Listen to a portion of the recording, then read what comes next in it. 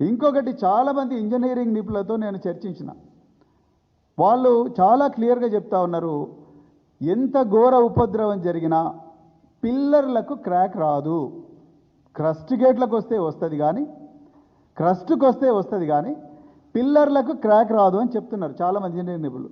ఎక్కడ కూడా national dam safety authority రిపోర్ట్లో ఈ ఎక్స్ప్లోజన్ థియరీ గురించి ఎక్కడ మాట్లాడలేదు.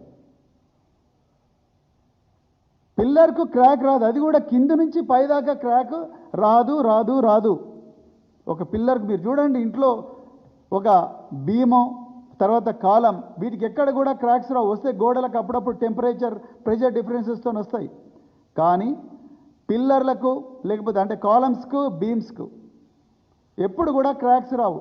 5 సంవత్సరాల వయసున్న కాళేశ్వరంలో ఎంతో గొప్పగా ఈఫిల్ టవర్ కన్నా 7 స్టీల్ వాడి, బుర్జ్ ఖలీఫా కన్నా 7 ఎక్కువగా సిమెంట్ వాడి 24 నెలల్లోనే రికార్డు స్థాయిలో కంప్లీట్ చేసిన ఈ కాళేశ్వరం ప్రాజెక్టులో ఒక్కటే ఒక పిల్లర్ నెంబర్ 20కి కింది నుంచి పైదాకా క్రాక్ వచ్చిందంటే డెఫినెట్గా ఇది పేల్చే కుట్ర ఎవరో చేసింది.